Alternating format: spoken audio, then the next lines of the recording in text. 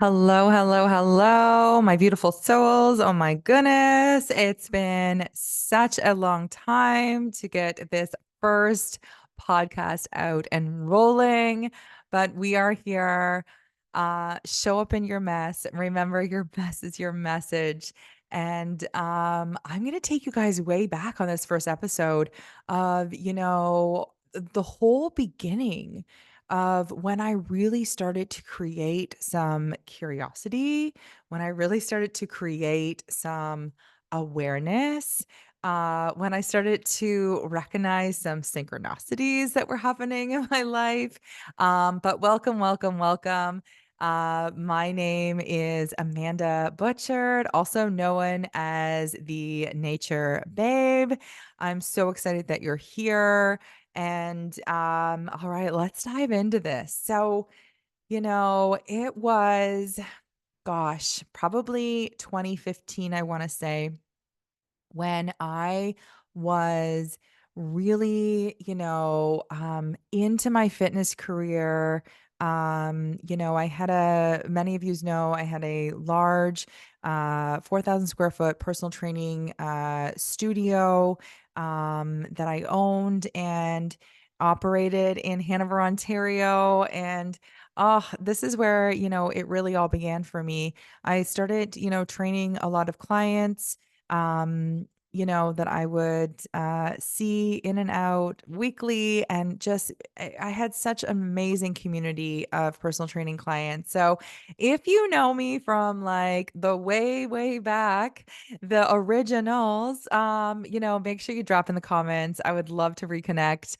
But that is where it really kind of started to see like the synchronicities and the awarenesses that really was brought to my attention.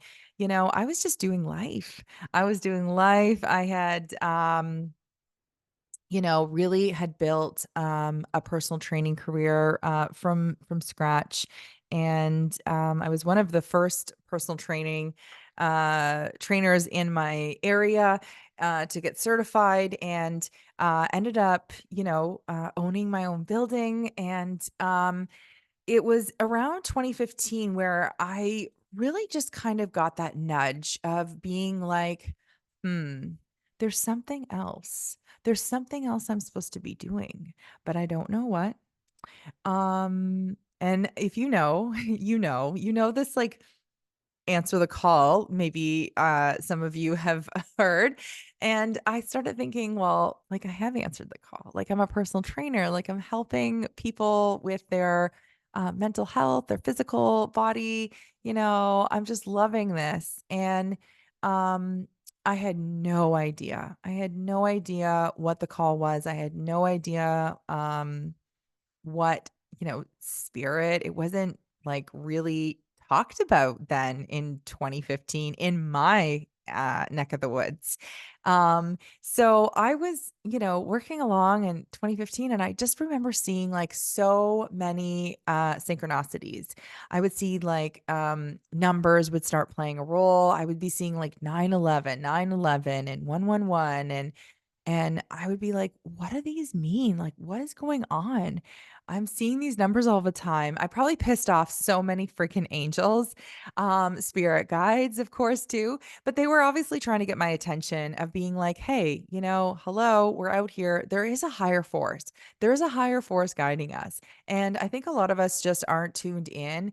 We're so, just, um, we're brought up in, society of, not to really tune in to that higher power or that higher force, whether it's God, source, universe, whatever it is that really just,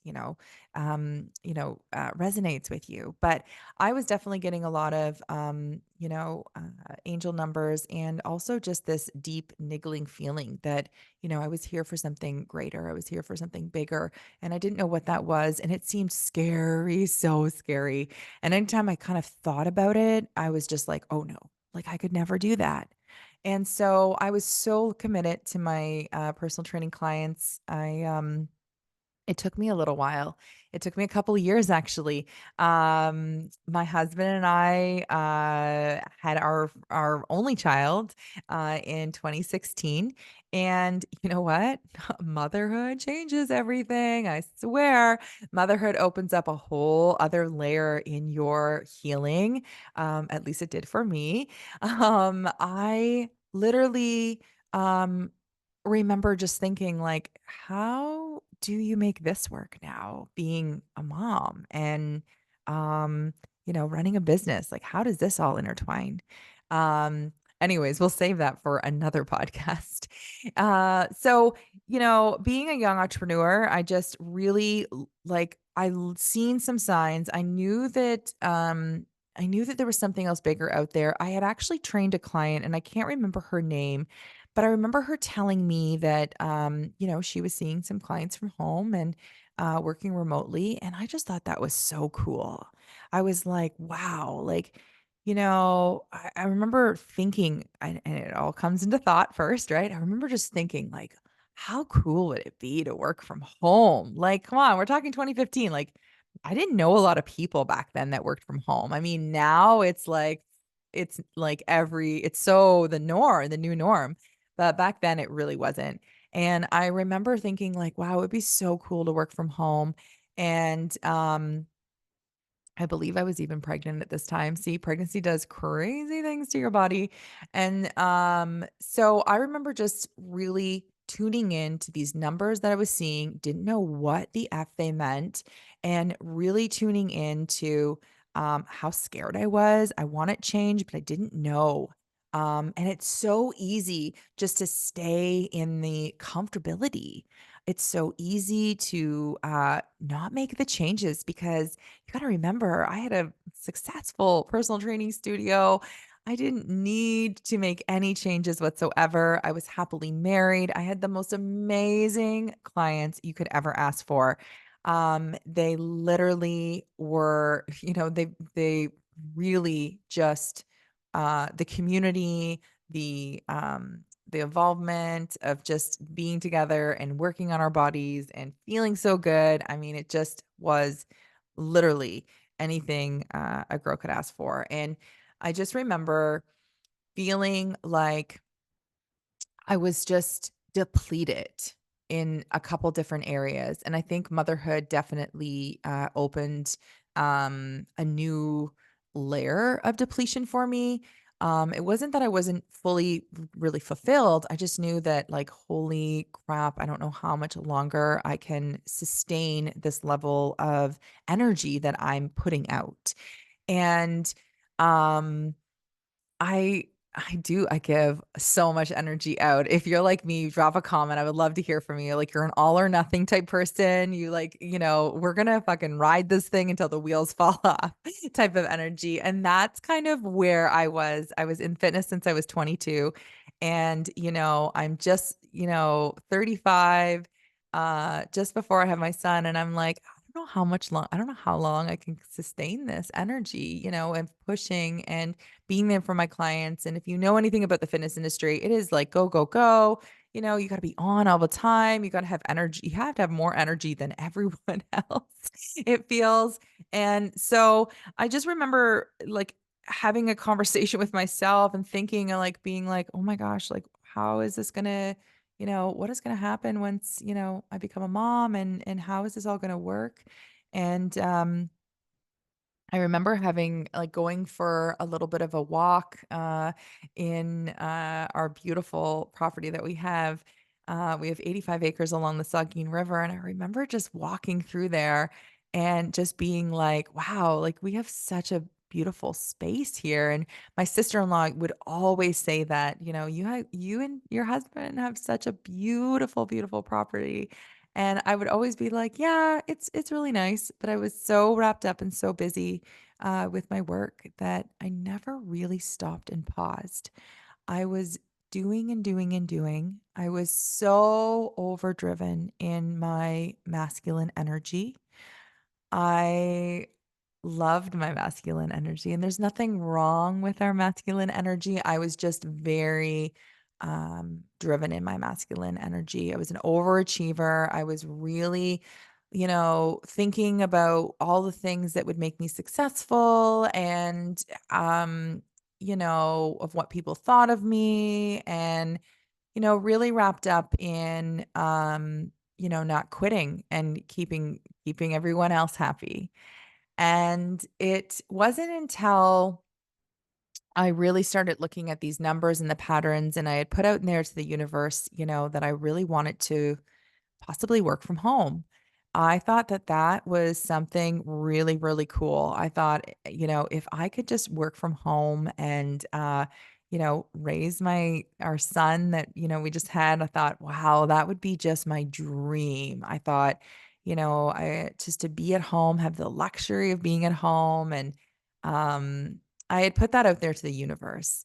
And, the universe listens, and, the universe is always listening to you. God, source, universe, however you wanna relate to it, it's always listening to you, and let me tell you, the universe did listen to me because it wasn't shortly after that, that I put that out there that I was going for a walk in nature, and I literally just had this, like, shift happen. It was almost like I just stopped and I just, like, got into this bubble, and I just got so emotional, and I just remember, like, breaking down and crying and being like, "I can't do this anymore." Like, I just can't be, I can't be and do all of this anymore. And, I was a new mom, so, I mean, like, there's extra pressure of that. Again, we'll save that for another episode, but there's so much pressure on new moms and to have it all and do it all and to be successful and to do it very well. And for me, I always had the mentality if I was going to do something, well, I'm going to do it really, really well. And I'm going to do it to my best of my ability. And I am not going to do anything, half ass. I am here to show up and I'm going to do my job the very, very best that I can. And when I broke down and I cried on our property, it was like I didn't really know where these tears were coming from. I didn't know why I was so empty and so depleted because I had achieved so much. I had everything that I wanted. I had um, a supportive husband. I had this new little family that we had created. I just had so much going on for me. I had so much success in my personal training business. I was really well known in the community and I was busy. I had people, on waiting lists to have me as their trainer.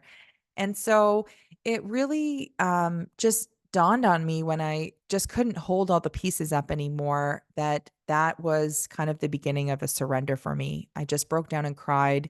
And I remember just kind of like allowing the tears to fall. And I remember just standing and looking at the Saugeen River, which is a beautiful place where I take a lot of our clients now at the Tiki Lounge. And I remember just standing there and just crying and being like, and asking, show me what's next. I don't know what to do. I can't do this anymore. I'm scared. I don't know I just gave I poured all of my vulnerability out. And of course, after a good cry, you feel really, really good. And I did. And, I pulled up my big girl boots and went back to work and did it all again and did it all for a little while and started burning the candle at both ends and just got completely burnt out and exhausted. And I hid it very well because a lot of people didn't even know that I was burnt out. My burnt out really caused, some depression I seen that was coming up in my life that I didn't know why this was coming up. I didn't know why I was having such, you know, uh, big feelings of just really having some low, low moments. Now I know, my gosh, it was my body just saying to me, like, you're doing too much. You just need to, you need to recover. You need to relax. And at the time I had no idea. And, we can really go through this journey in life and achieve so many amazing things and collect a lot of materials and be high achievers, but still feel so empty and still feel not fulfilled. And that was definitely where I was. I was scared of change. I was so scared of change. I didn't, especially when I think as women, we don't know. There's so much uncertainty with change. We don't know that it's going to be better on the other side. We don't know necessarily that it's all working out for us.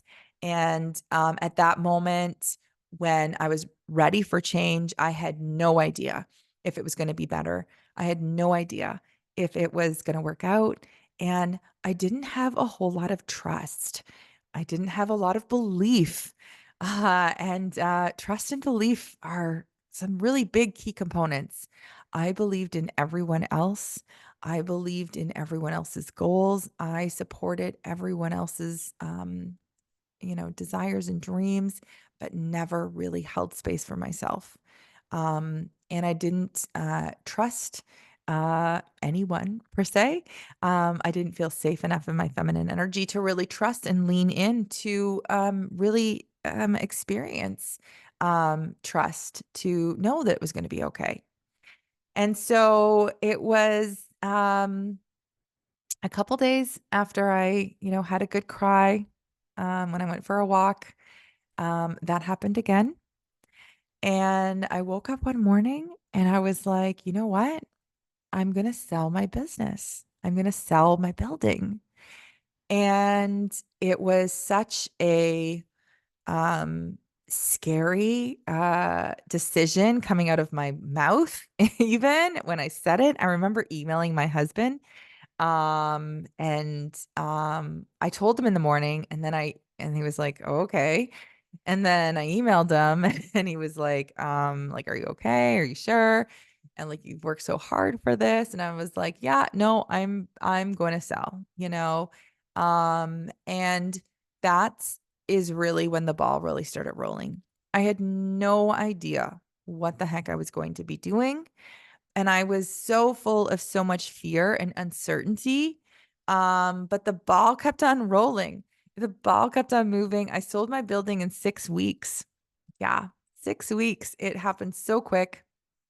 And so many things started really shifting and moving around. And it was then when I started to be like, wow, this is really happening. This is happening for me, not to me. Um, okay, what else am I missing? What else am I not seeing? Although I wasn't really aware of, what this new calling even was at that moment. Um, I really had to face a lot of fears and I really had to face a lot of uncertainty and have, bravery and courage just to be able to leave something that I had only ever known. I had only ever known like waitressing and um, personal training and helping clients and the gym world, which is very masculine. And that was scary to leave all of that because it was a whole identity of myself. Um, so my building's old in 6 weeks. I finally decided that, hey, I'm gonna lean in to see what else is in store for me.